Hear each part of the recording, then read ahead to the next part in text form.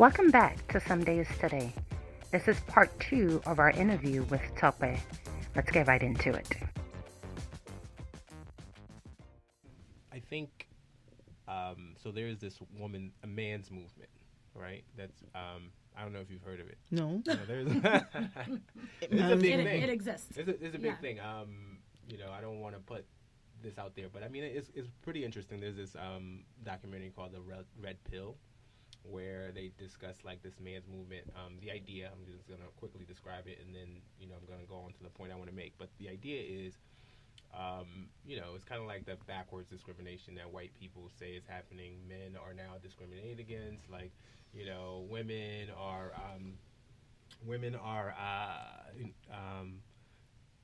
don't understand that men are also affected by society. Like they commit more suicides than everybody else. They have the most dangerous jobs. They have all these other things. And I want to say that there is a point that is being made there. Okay. And I think the way that they are going about it is entirely wrong. But I actually do think that if we thought about it, now I'm going to get to that, but if we thought about it in a way that we should, it's actually sort of it's helping the women's side. And this is the reason why. When you talked about your husband being an angry person, I do think that it is partially this idea of what role he has to play, and potentially, like you said, perhaps he wasn't ready. And he's in this position where he feels like, I have to be this thing and I'm not, and so he's angry. And I think a lot of the times, we are supporting the women, and that needs to be done. I think if you think about what the men are going through, and because they're taught not to be vulnerable, they're taught not to be, to go and cry on somebody's shoulder, they have to be angry. That's how they have to express their hurt. This is potentially why it is that this is happening. The other side of it is we need to stop training our men the way that we're training our men.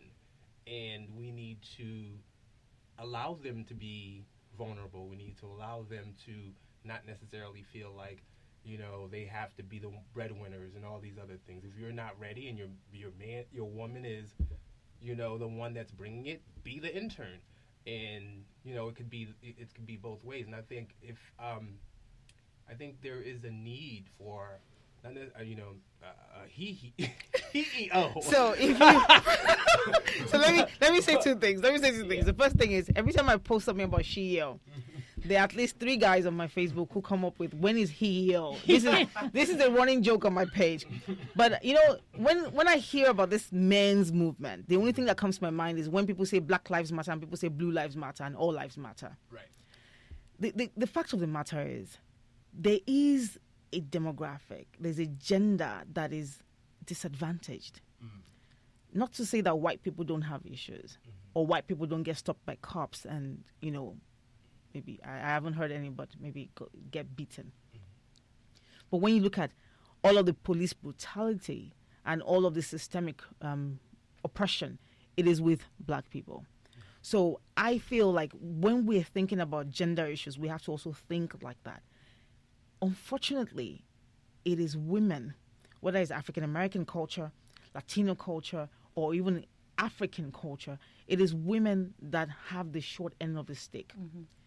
And in training our men, one thing I agree is we have to train our men better. Mm-hmm. There is no reason for a man to tell me, I can't marry a woman who cannot cook. Are you trying to marry your house girl? Mm-hmm. But what is that we're talking about? I will cook for you. I will do stuff for you. But what would you do for me? Mm-hmm. Don't ask me to pay half of the bill when you don't even want to sweep half of the floor. Mm-hmm. So we need to raise our men better in that instance. But I also think that we need to understand the disadvantage that these sort of movements put our girls in. Mm-hmm. Mm-hmm. And I completely agree with that. And an additional point that I would make is, like, men are the designers of this space. Like, this is a world that was created by men and for men. Yeah. So if you're feeling the pressure, well, you're the one who designed it that way. So I think it's very difficult to expect for some sort of empathy or sympathy coming from the other side when you all are the chief executive and designer officers of this whole space. So, yeah. I'm sorry, and I don't want this to. Yeah, let's not focus too much. I'm not going to argue focus back too and much. forth. No.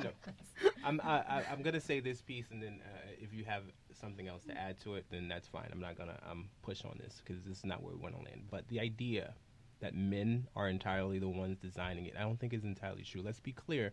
There are a lot of mothers who are pushing their sons to be tougher, and you know, they fall down and they cry and they're pushing them to be tougher, and then their girls, they could be all, you know, soft and whatever the case. Mothers are doing it too because there is an expectation. And I don't think it's necessarily entirely the case that men design it at the very beginning. Those mothers were trained to do that by their fathers. I know that I know that this is what the narrative is, but I don't think it's necessarily that men came into because there's a reason why disparate societies all over the world took on this idea, for the most part, where men are, you know, the breadwinners and all these things.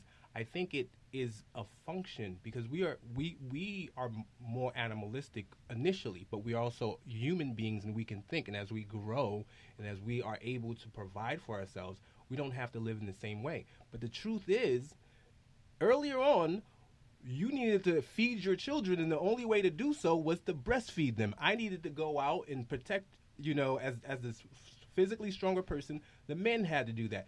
That was a function of how we were able to survive. So the idea that men came together as a group and said, here's how we're going to subjugate women, I don't think is fair. This is how we developed, and now we have to, as intelligent people, move to shift that back to what we need to do. So I think that's the way that we should think about it. Okay. Thank you for that. So I am curious as to how you then found, you know, so let's think about where you were and how you found the energy or the wherewithal to really push through, particularly as a Muslim Nigerian woman. Okay. How were you able to kind of get to the other side? I don't think I'm at the other side yet. I think I'm still learning. I'm still growing. I think the day you feel like you are at the peak is the day you die. So, but I am aware of the disadvantages. I always tell people, I tell my students that when I enter a room, there are 4 strikes against me. That I'm a woman, that I'm black, that I have an accent, meaning that I'm an immigrant, and that I have this hijab on my head. So I don't get there trying to fight any of these things, but I get there trying to use all of those things as leverages.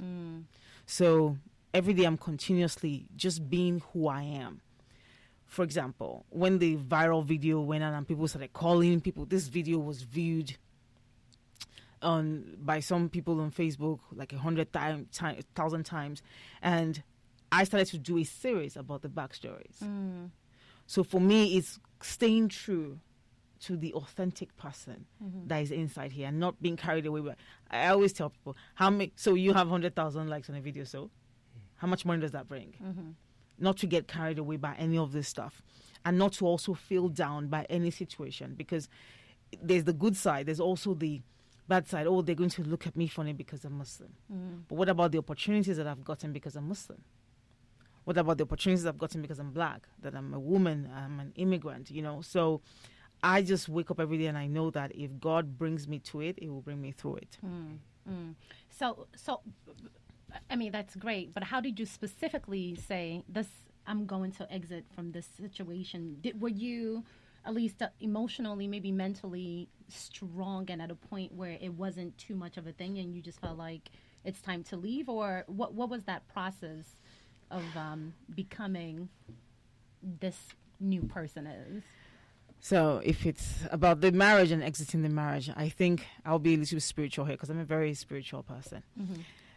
I had a stillbirth at 7 months in December 2010. Wow. And that shook me to my core. That just hurt me. And in June 2011, I had a miscarriage at 6 weeks. Wow. December 2011, I had another miscarriage at 6 weeks. And I remember when that happened, I said, God, you're trying to tell me something, and I don't know what it is.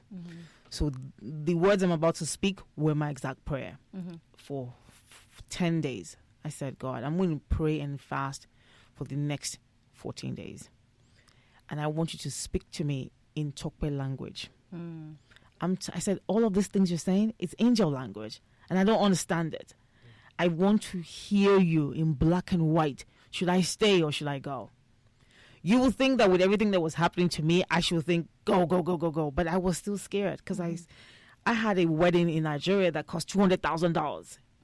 This was huge. It was on television. It was everywhere. And, you know, the joke will be, those people, they did this huge wedding and then it's crashed. And I was afraid of, you know, that sort of judgment for myself and my family. And I was also afraid that I'm the second of 4 children. I was the only one who wasn't married. So, you know, these were things that were weighing heavily on my mind. So I don't want people to think that, oh, you know, she just prayed and it was okay. No, these were the human fears that I was having. I would get laughed at. I was 35 and then I will be unmarried, have no child. Maybe I'll never have any child in my life. So I started praying. I would wake up every day at 3 a.m. and say those things I just said. And by the 10th day, I suffered this huge assault. It was crazy. I can't even say it in the recording. It was really bad. Wow.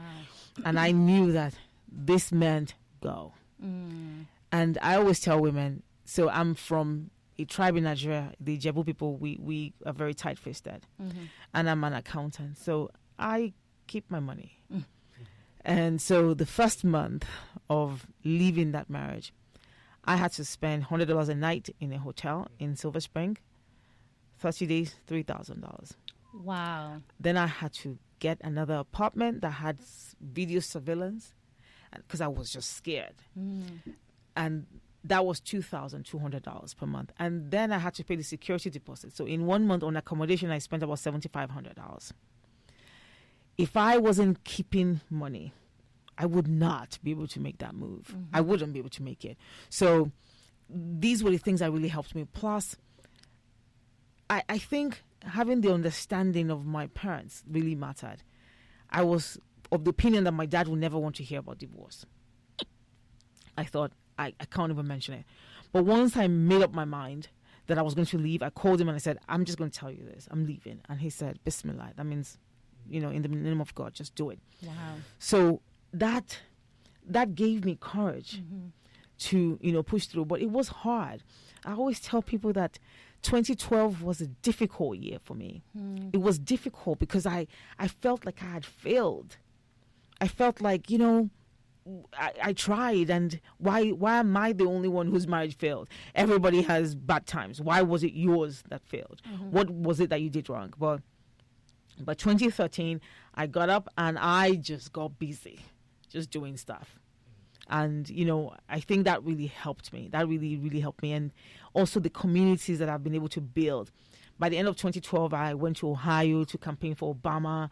And, you know, it was this nice community I was with. It was really good. It really helped me, really uplifted my spirit. I felt useful in some sort of way. So I think that one advice I'll give to women is that be very, very connected to your GPS. For me, my GPS is God. Some people, their GPS is something else. Whatever directs you. Be connected so that you're hearing directly. I always tell people that if you have to tell me that God said I should do something, that means my phone is busy because it's trying to call me and I'm not picking up. So I need to, you know, exit the marketplace and go hear my message myself because nobody should hear my message for me.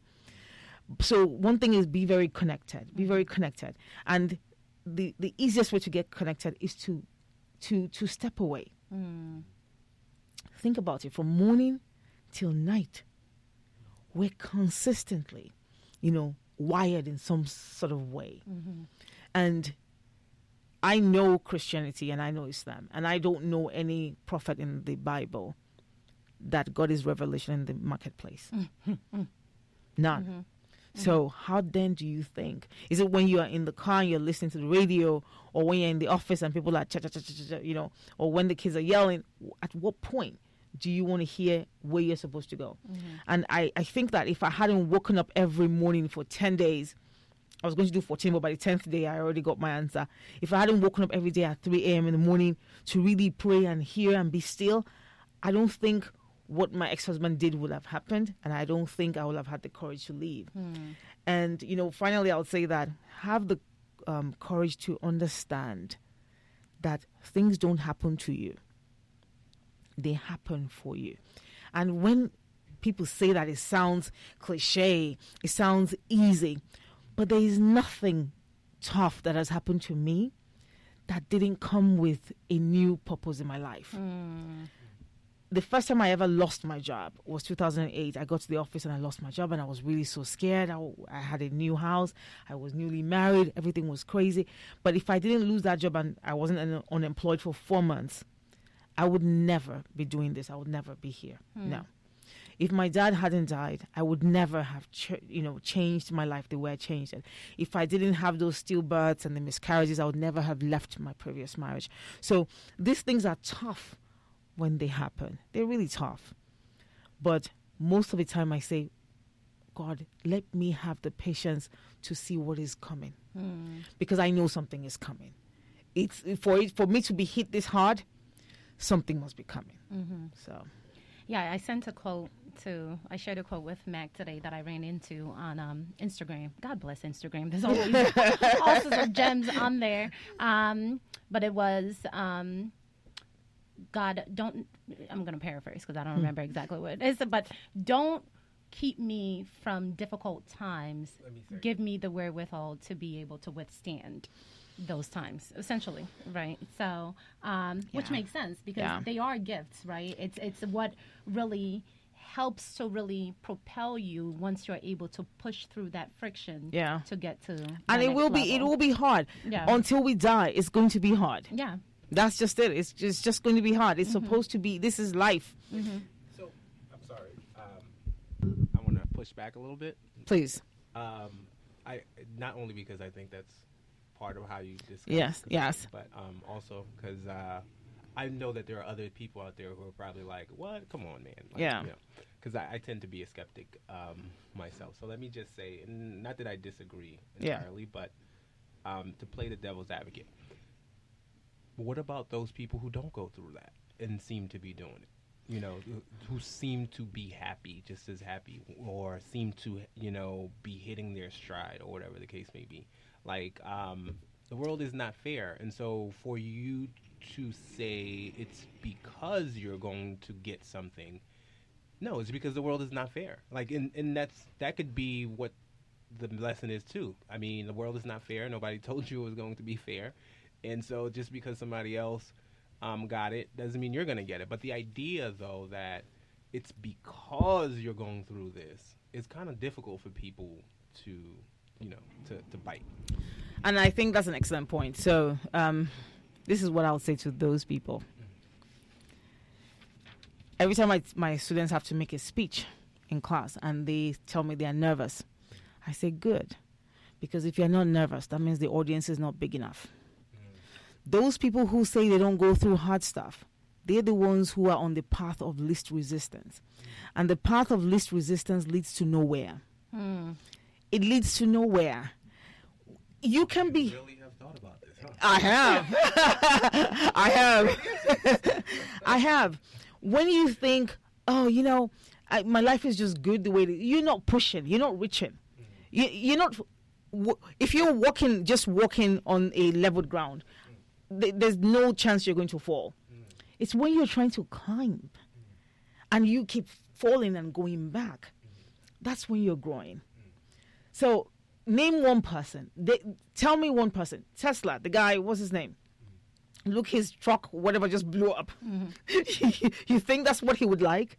No, after all these years of testing and everything. This is the law of life. It is. And I think that once you think my life is so easy, then you're being very complacent. You're not being all you're supposed to be. Because if you're pushing and being all you're supposed to be, you will realize that there will be failures, there will be setbacks, there will be betrayals, there will be all kinds of pain. It's only the brave that would keep moving. That's amazing. Yeah. So let's jump a bit into the books that you are writing. I mean, you're pretty prolific. Thank you. And seem to write on all genres as well. So, what was your first book, and what kind of pushed you to write that book? So my first book was a finance book because I'm an accountant, and it's called What Colors Your Money. And I have to say a huge thank you to one of my classmates in Emory, a very good friend of mine, Bolaji Oyejide. When I left my first marriage, I was thinking, okay, so what are the things I've always wanted to do that I need to just get up and do right now? And I said, you've always wanted to write. I told you I think by writing, right? I have to write something down, otherwise I will not remember. And I said, I want to write a book. I want to write a book. And then one day I was talking to him, and I said, Bolaji, I want to write a book. He said, then write it. I said, no, I don't know what I'm going to write that people are going to read. He said, really? You've been an accountant for 15 years and you don't think people are going to... I'm like, I don't know. So one day he called me on Skype and he said he wanted to ask me some questions. And he's asking me and he's recording it.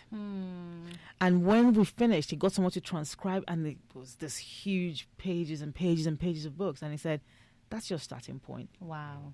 So that Thank was... God for good friends. I know. I'm telling you. Amazing friend. I'm telling you. And that's... I edited it. I changed like half of the things that were there. But that was how I got into writing.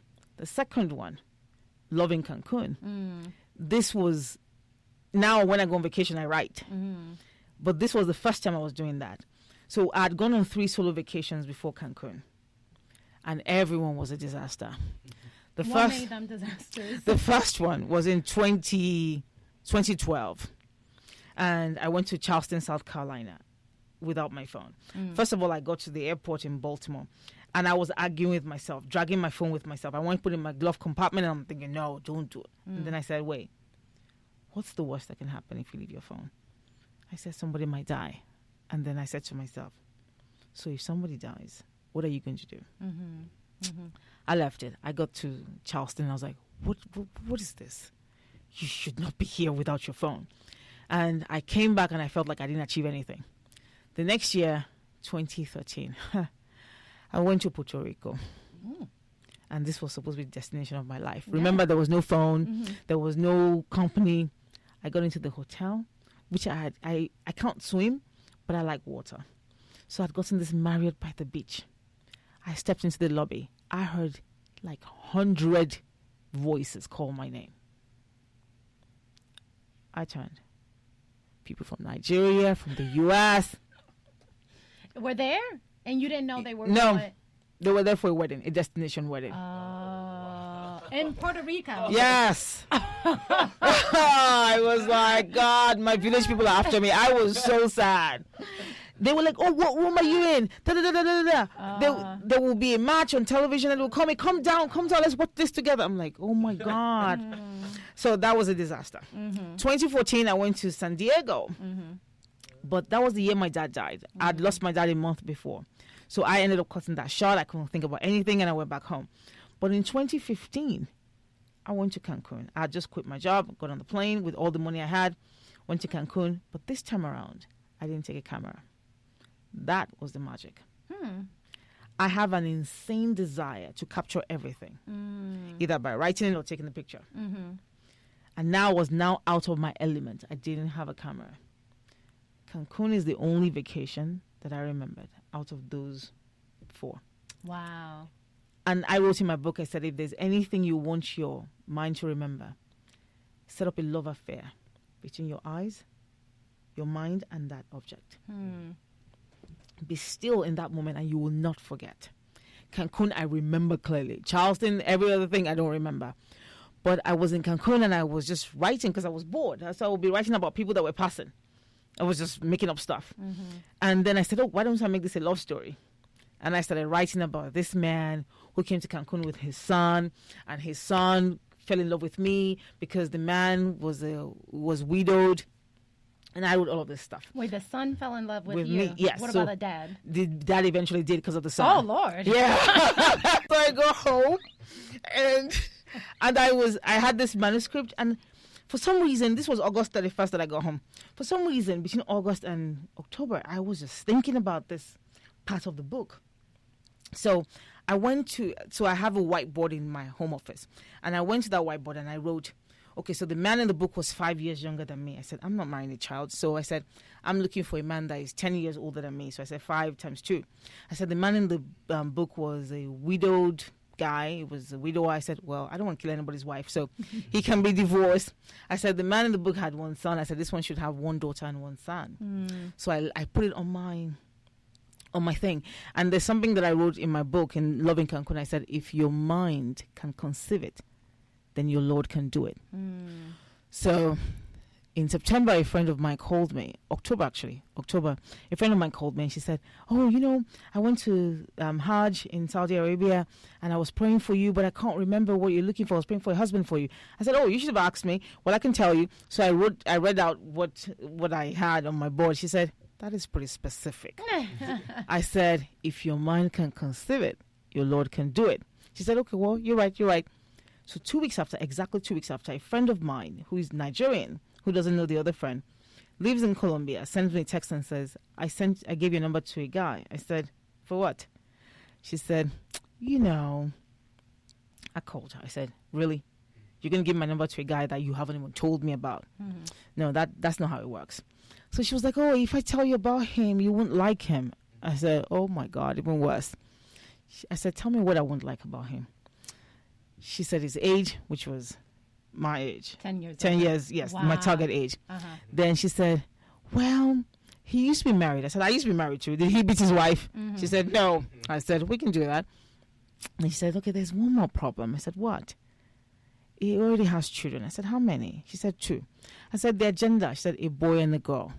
Wow. I was about to hang up the phone and I said, question, what does he do? She said, he has a travel company in Nigeria. The man in my book had a travel company. Oh Lord, I'm getting goosebumps. I hung up the phone. I hung up the phone. I was like, I was really crazy. Like I was so sad. Wow. So I hung up the phone and then I took the number that she had given me and I blocked it. Why? I was just nervous. I was like, this really freaked me out. Like, how can it be possible that you write something and then a thing comes through? So I blocked his number. And later that evening, I was going out to get something to eat. And a number called me, but it wasn't that number. You know, Nigerians, they have 2-3 numbers. 45 phones. You know how they are. So he called me from another phone. And this man called and I was like, who is this old man? They sounded like a Yoruba person. I'm like, oh, hell no. We're not doing this. But we started talking. And that day we talked for about 2 hours. Wow. And, you know, we were talking. I was still thinking, no, this is not the person, But I was listening to my GPS. And I eventually met him December 31st. I was scheduled to be in Nigeria anyway. So he came to meet me at the airport. And while we were talking, I said, there's something that I have to ask you. If you and I get together, I was made to be a butterfly. If I'm in Japan today, tomorrow I'm in Australia. The next day I'm in Mexico. Does it work for your government? He said, it works as long as I know where you are. 4 years, he always knows where I am, and I'm always all over the place. Wow. And he has never complained. So, but I think that book has to be the most surreal book that I have written, because it was like writing what you want. But I also learned that when you are still, you will write what you want, because your mind is calm enough for God to inspire you with the kind of prayer that he will answer. So that's amazing. Thank you. I don't even know where to go from there. I don't know. So Mac and I, we were talking yesterday about how, you know, it's kind of what you say about how we're all designed for a purpose. And I think that's essentially, you know, what has been, that's our programming. You know, just like a tomato seed, what's been pre-programmed into it is to bring forth tomatoes. Yes. Or, you know, other animals or, you know, organs, etc. And we said yesterday, I said our only job is to figure out. I said that. He argued with me, as you can see, as he's always pushing out. I said, at least he talks, my husband. I know. If my husband was here, he would just sit down there and be looking at that. He would not be saying anything. Are we done yet? And then by the time you go, he'll be like, he'll be all over. I'm like, why didn't you say it when she was here? Yeah. So he's talking. Let's give him credit. But I said, I think our job as human beings, because we do have the ability to get in our own way by overthinking things. So as opposed to the natural programming that we're meant to allow to play out, which is what God's vision is for us. We're too busy questioning every path of the process. You know, but what about this? What about this? So, I think our biggest responsibility is trying to figure out how to sort of narrow into that space so you can allow for that programming to unfold. And be okay with be okay. Be okay if it doesn't unfold. But it does. I think it does. No, it does. Yeah, but it may you not should unfold in the way that you want because you're not the I always say that. designer. I always say that. You will never experience mind-blowing success if you're not ready to fail woefully. Yeah.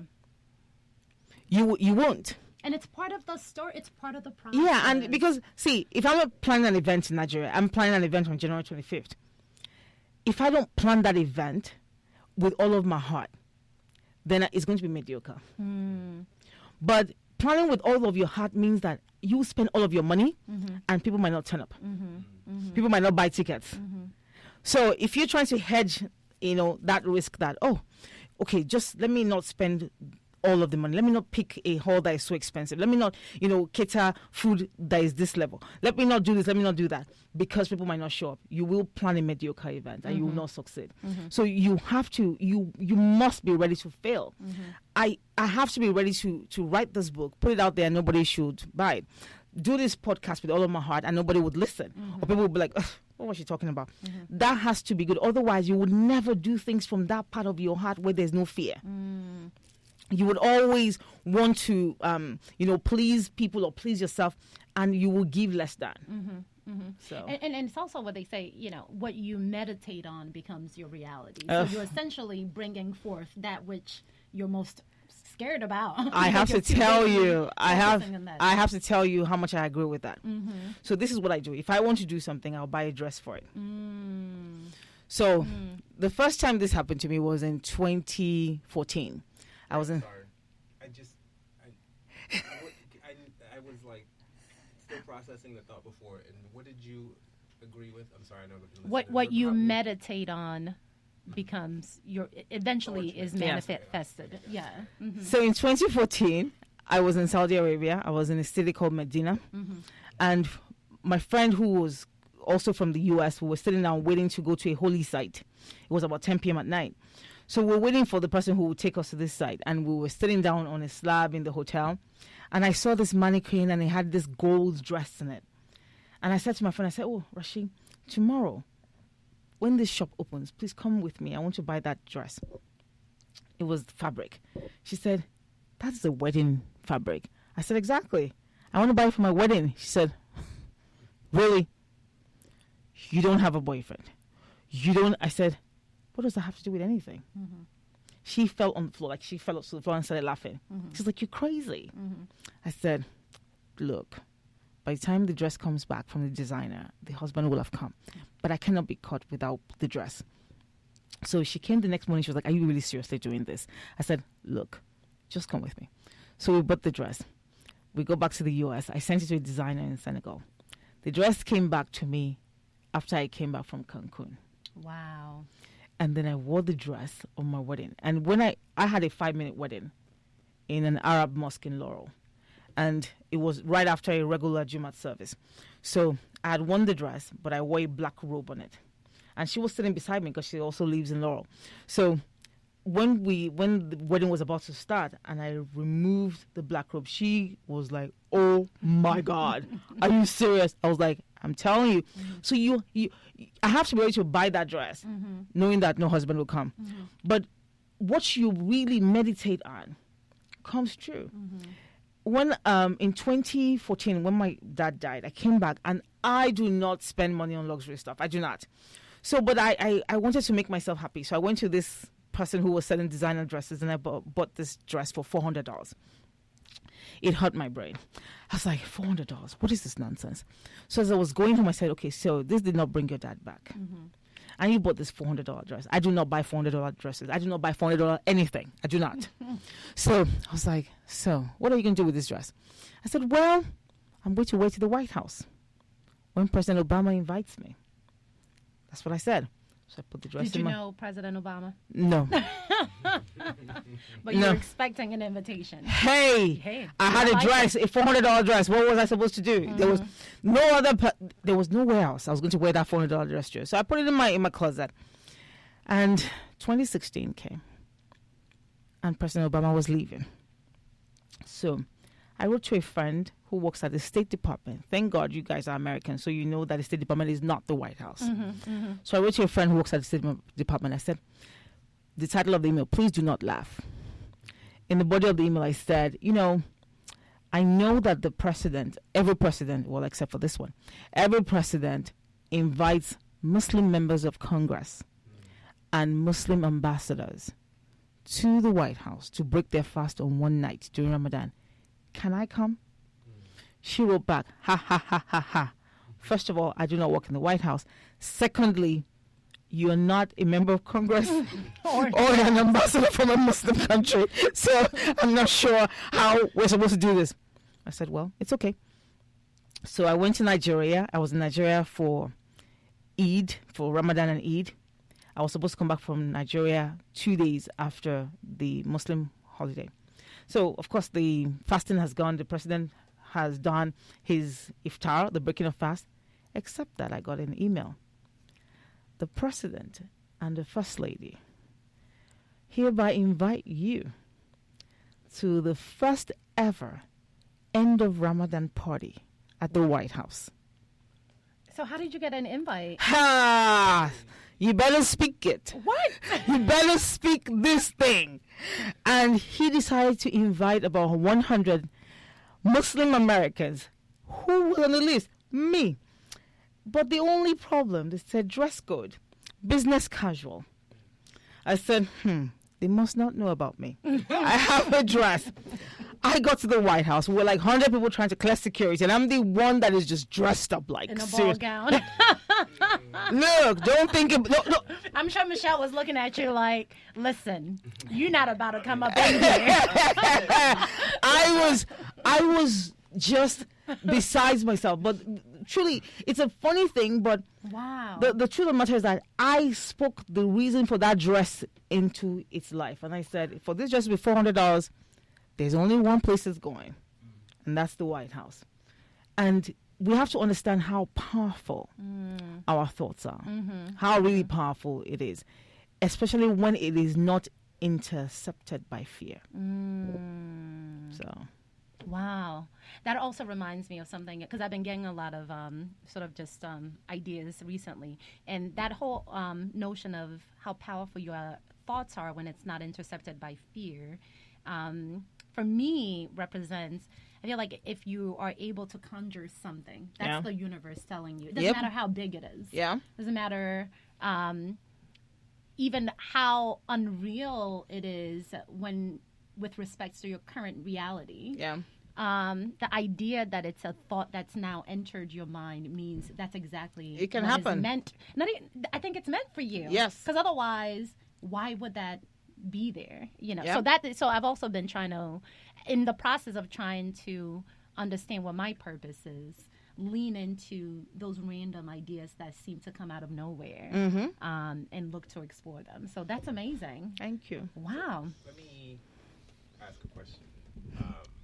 Because I think, when I was processing, it was because you had said you cannot ever achieve success if you aren't prepared for utter failure. Yeah. And I think what you just said kind of, aligns with that, the idea of unencumbered by fear, because, you're not fearing the possibility of success. Of failure, rather. So I guess it clarifies it for me, because that's why I was like, I don't know what that means, but it clarifies it for me, because I think, let's just, for long story short, let's just say I agree. So let me just say. Let's just say. I'm looking to be convinced, and you're doing a great job. Thank you. Which I've known this man for 21 years.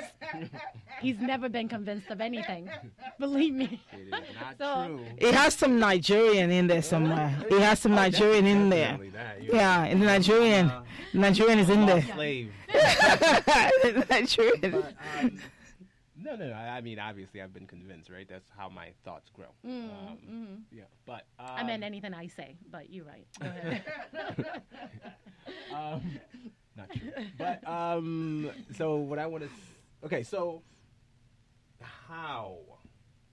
Because your mind, for lack of a better word, has a mind of its own. Yeah. Like, you could say I'm not going to be fearful. Yeah. But here it is. Yeah. How do you get unencumbered by fear? And I always say there are two types of fear. I'm speaking at an event on Sunday, and I was writing my notes for that event because I have to write everything in advance. And one of the things I wrote was, there are two kinds of fear. There is the fear that is empowering, that challenges you, that scares you to submission to your purpose. But there's the fear that paralyzes you, that makes you stand still. Most of the time, we think these two are the same. They're not.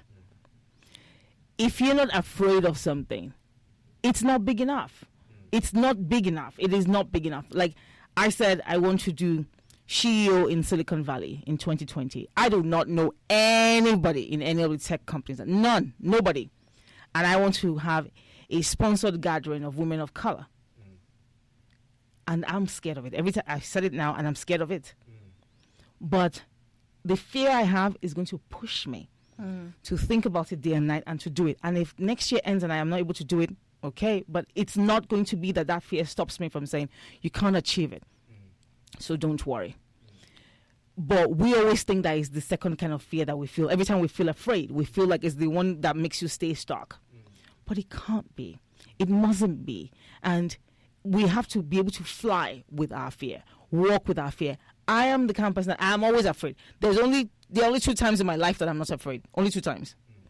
The first time is if I'm in an exam. I know if I panic, I'm going to die. I'm going to fail. Or if I'm driving. Those 2 times, no. Like, we need to stay alive. But every other time I'm scared. Like, I was scared coming to this podcast. I'm thinking, oh my God, what am I going to say? What's she going to ask me? I don't know any questions. I don't know who our audience are, blah, blah, blah, blah, blah, blah, blah. You're going to have all this chatter in your head, which is normal. And I still have it in my head right now. I'm thinking people are going to listen like, oh, what's she talking about? But we have like 10 listeners. Today. This, we're going to have a billion. Today. No. Today, you have 10 listeners. And those 10 listeners, this is what I always say. You have to understand that some people are called to 10 billion, some people are called to 10 people. And if only one person of your 10 listeners gets the courage to do something because I was on this podcast, then my mission is accomplished. In 2014, I said I wanted to go to the White House. So I called my senator or congressman, one of the two, and I said, I want to go to the White House on a tour. So they gave me a date to come on a tour, May 31st. Then I changed my mind. I said I want to go to Saudi Arabia for a spiritual journey. And I called them. I said, can I change my date? They said, no. Once you cancel this one, then you're going to be, in the pool again. And I was thinking, which one? Tour the White House inside or go to Saudi Arabia to pray? I said, please, the White House will be okay. So I went to Saudi Arabia. I came back. I'm laying on my couch one Saturday.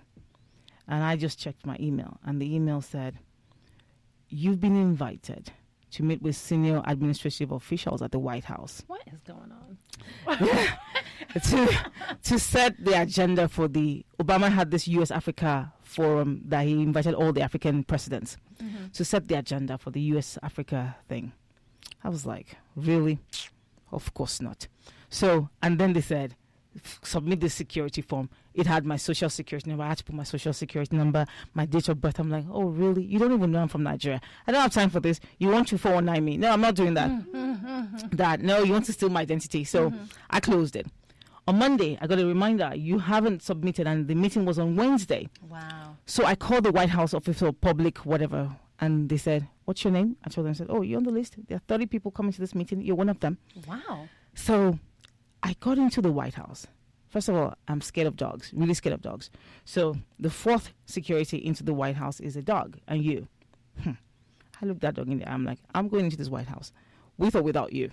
So I went, and when I got to the check-in place, I said, can I ask you a question? How did I get on this list? The lady said, "Are you not the host of Impact Africa?" Wow. Which I thought only my mother, my father, and my sister listened to. Wow. So you don't know who's listening. Wow. That's amazing. So Impact Africa was my podcast. I don't do it anymore. Yes. Wow, that's that's good. That's good. This is gonna be a two-part episode, guys. Clearly, let's keep them waiting. this is good. Yes. No, this has been amazing. Thank you. Yeah, I don't even know. So did you want to say something? I do. I gotta think about how to formulate the question though. And I feel like I'm also kind of able to draw the conclusions too. So it's kind of like I had the question before, but then some of the responses you gave are kind of answers to them. So I don't know if I need to rephrase it now that I because the question in my mind is kind of shifted. But so part of it is, you get to the idea that you want to do something. This is what I was thinking. And then, whether it's because of fear or it's because of I don't know, maybe laziness. I'm not sure exactly what it is. That's my point, is laziness. My life is just because I'm lazy. But I don't know what you're talking about. I'm telling you. With all the things you're doing. You're lazy. I mean, none of us I'm dead. If you're lazy, I'm dead. I'm in a coma. What is going on? Yeah.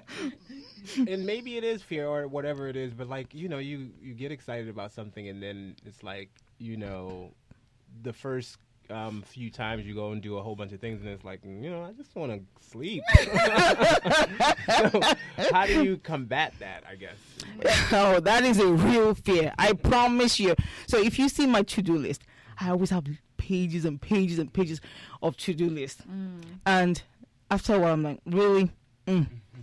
But I think that my way of combating that is my approach to saving money. And I'm not sure if you were in my class when I talked about saving money. You have to have something to look forward to. If I'm saving money and I don't have any goal for the money, I will spend it on anything. But if I have that, I want to use this to buy a Lamborghini, I'm going to be stashing that money until the Lamborghini money is complete. Same thing with, finding time to be able to do something. The first thing that I do is I have, at every point in time in my life, a vacation ticket to some place, even if it's not till December. So I have a countdown to the time I'm going to rest, the time I'm going to go away, the time I'm going to go to Hawaii, the time I'm going, so it keeps me feeling like, okay, yeah, I can do this now because there's time coming. Because if you don't feel like there's time off, there's downtime coming, you're going to feel like I'm always up doing something and you will feel fatigued. So my husband, he gets tired of me and my planning for vacation. He gets sad. He's like, really? Seriously? Are we going to talk about Hawaii again this morning? I'll wake up at 5 o'clock and say, hey, when we go to Hawaii? Then he'll say, but can you just plan this thing and leave me out of it? Then in the afternoon, when we go to Hawaii? What are we going to eat? Yeah. It's my way of, just keeping myself motivated because we're human beings. And me, I get tired. Tomorrow, call my phone. I'm going to be sleeping, man. I'm sleeping and sleeping and sleeping, and I feel like, Tope, you spend your entire life sleeping. But it's because I feel like I work so much that I have to have that time to just shut down and rest. So be kind to yourself.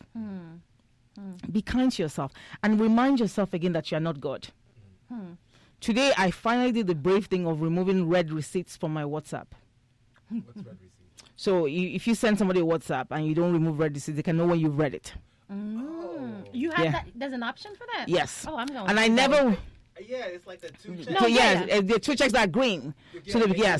So I never wanted to remove red receipts because I wanted to know when people also read my messages. But today I had to remove it because at every point in time I have at least 100 people that I need to answer on WhatsApp. And so when I read their message and I want to mark it as unread so I can get back to it later, I feel like when they see that I've read it, they will be offended that they weren't front and center in my life. So now I don't want them to have that option. I want them to think I haven't read it or not to be sure. So, and I said that today, I'm like, I'm not God. If you are sending me a message, there are people from Nigeria and America sending me the same message. So I have to be kind to myself and understand my limitations as a human being. If I spend every day replying my messages and my emails and my phone calls, I will never get anything done. So be kind. Yeah, Bola just doesn't answer her phone. Yeah, no, I stopped. Doesn't read it. My WhatsApp is on page 3. I hear you. I get to it when I have the mental space. Yeah, I Otherwise, hear you. It's too much of a distraction. It's too much. It's yeah, too much. I don't know how people do it, but Yeah. but it's impressive. Yeah. So before I'm interested in all of the various projects that you're working on and how they fill which part of your life or purpose are they filling, and how did you come about settling on these specific projects? So it looks like you have about 10 of them. It's a lot. I hope not. I truly hope not. But every project I'm doing is something that I wish I had when I was going through that part of my journey. So you're creating the world that Yes. you want to see. Yes. Gotcha. I wish that there was a place I could go to listen to other women and their scars. So my question is, why not do the farm in Nigeria? I know that that there's a big push for, especially I think it's scalable or mass farming. So why not do that in Nigeria as a way to, I guess, add to the economy? Excellent question. So the when I got married to my husband, the choice was either I moved here, he moved here, or I moved to Nigeria, and I didn't want to move to Nigeria, at least then. So the question of him doing farming, remaining in Nigeria doing farming, didn't really come up. When we go back to Nigeria, we will do farming in Nigeria. But for now, we're here, and there is a huge demand for farming in the U.S., especially in this county, Montgomery County. So, yeah, there is Interesting. a big push. The Montgomery County is the county that has the largest ag reserve in the country. A lot of the areas are designated as rural, so you can't build one house, one dwelling on more than 5 acres. Like 5 acres, only one dwelling, because the rest has to be used for some sort of ag, service or ag work. So we're luckily in a place where we can do this and do it profitably. But Nigeria is definitely going to happen. Awesome. I had no idea that there was such a demand. In fact, I thought it was the complete opposite, where the government is paying the farmers because they have way too much, and that's the way they subsidize it. That's not the case. No, not really. But the unfortunate part is that over half of the farmers in the state of Maryland, and this is my business side coming out now, earn less than $10,000 a year. So there's a lot of poverty with farmers, which is why I said in my video that I did that farmers need a trusted advisor to be able to go through the numbers, to be able to explain why we should farm this produce and not that produce, go to this market and not that market. So it is hard work. It is you can be on the short side of things and not earn money, but if you manage it right, and your GPS says go that way, you will make money. We should have you on for Partners for Growth one, and we can talk about. So we also have a business podcast business, for where you can talk about the business of farming. Oh yeah, sure. If you come back after all of these random technical difficulties. It is okay. But yeah, no, that's amazing. So I told you at the start of this episode that with every episode I'd like to at least improve upon the last episode by incorporating something that is going to progress, the project in one way or the other. Clearly, we've had multiple setbacks since the last episode, given all the randomness that happened today. But this is great nonetheless. This was the content, though, is amazing. Thank you. Yes, yes. So the question. So what I said was, I want to be kind of just talking about, in closing, some of the things that you're thinking about as you work to continue to propel yourself to the next level. So I have 3 questions. The first is, what is your biggest fear or fears at the moment? I think my biggest fear at every point in time is dying when I'm not ready. Oh, wow. Yeah. Okay, so you mean when you're not ready, meaning when you have not fulfilled Yes. your Yeah. mission. Gotcha. Yes. It's like waking up, I'm on the other side, and I feel like, oh my God, I should have been a better person. I should have done this. I should have done more. That always pushes me. Well, how would you know when you've emptied the tank, though? Well, you never know. Yeah. So that's why I'm like, I don't know if I'm supposed to, have done this and that, but I'm just going to keep trying. That is a fear that chases me to don't sit, just keep going. Because you don't know. My dad died at 69, and I didn't think he was going to die until it was like 90, and I kept thinking, what if he didn't do all he was supposed to do? So that is the thing that really scares me. Did he seem fulfilled to you, though, or at least did he feel like he when was accomplished? When I think about my dad, I feel like he was done. I feel like he was done, even though we don't think we're done. Yeah. One big thing that my dad's passing made me more spiritual than anything else. My dad was a businessman, and he was always highly leveraged, meaning that, he would be in debt, the banks up to his eyeballs. And there's something about Muslims. If your loved one passes and they were in debt, you have to pay the debt. So my sisters and I, we used to think, oh my God, if this man dies, we're screwed, because we have to sell everything and we still don't have anything. My dad died without any debt. Wow. That was just crazy. Like, it is something I can't wrap my head around 5 years after, because he was always leveraged. Like, how could this happen? But it was a sign that it was time. So, Interesting. Indeed. Yeah. So the second question then is, how are you pushing through? So in light of this fear, how do you continue to push forward? I give myself breaks. I try to pray a lot. I try to reduce distractions from people. And I try to surround myself with a good tribe. I think you can find out what you're supposed to do. But if you have the wrong tribe, you will fail.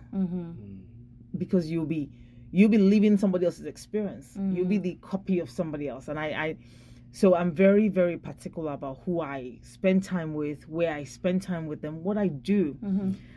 One of the strangest things about me, as extroverted as I am, is I do not really, really take visitors in my house. I hardly. If you find somebody who has visited me in my house, we're really close. Because once I'm home, I want to just live it out there and just, and just get centered.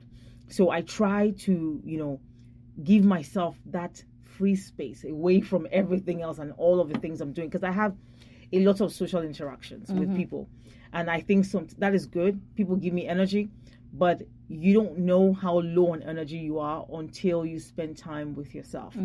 So I try to spend time with myself a lot, and I try to spend time with my husband, who is, my advisor as well. So let me just say that I feel extremely honored that you would even honor this invitation, and you've come here and have been so generous with your time, insight, information. I mean, just so grateful. So thank you so much for that. Well, and then my last question is, can I just say also before you end there, you drag me around a lot. I do drag you.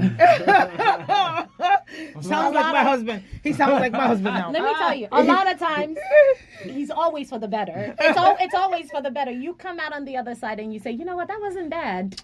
A lot of times. As you are about to say all right the now. Time, but a lot of times. But this was definitely one of those times. Thank you. Glad I dragged you. Seriously, the whole time I'm like, I don't know why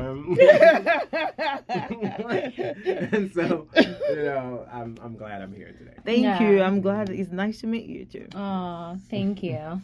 Well, and then the last one for the closing is, what are your wildest dreams, particularly for 2020? We're at the end of the year. We're planning for 2020, or even greater if you want to talk about dreams beyond that. So I've already mentioned one of them in passing, which is to have a SHIO event for women of African descent in Silicon Valley. I don't know anybody there, but I'm speaking it into existence, and I know that it can happen. But there's some guests that I want to have at that SHIO that I would rather not even say. But there's some guests that I just think about them and my heart beats. But I know that it can happen. Mm-hmm. So I think to have the opportunity to interview people who inspire me, Mm-hmm. you know, in front of audiences that I don't necessarily know, and to make some sort of impact, to bring out the true stories about them that people don't even know yet. That is something that I'm looking forward to, and I'm hoping that the universe makes it happen. Wow. Well, with that, there's not much else to say. Thank you. Thank you so much Thank for you your for having time. me. This has been Yes. amazing. Yes. I'm pretty sure Lights are going down. all of our 10 listeners will benefit greatly I'm pretty. from Listen, this. after hearing this, if you don't share, No, something's wrong. no. I'm pretty You wanna sure share. people are going to share, download. I will mean, share with my 5,000, oh, wow. 8,000 followers on Facebook. How Okay, about that? listen. Look at God.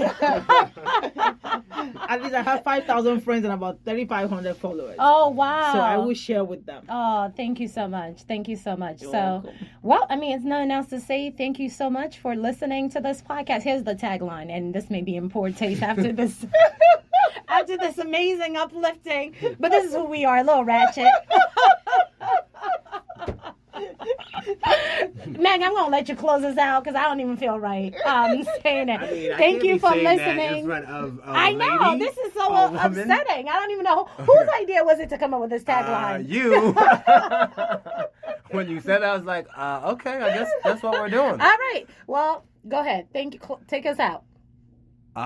Live your. Thank you for listening to the Thank you Some for Days Today the podcast, Live, where we encourage you to live your life like it's a fucking dream. Vacation. Like it's a fucking dream vacation. We apologize. Oh my God. Oh my God. I hope the producer will get paid because he did a good job today. I don't know what you're talking about. Yeah. You should get paid. There you go. Putting ideas in this man's get head. paid. He did a good job. He did a good job. Thanks, producer. Yeah. So with that, we are out. Thanks, everyone. Have a blessed day.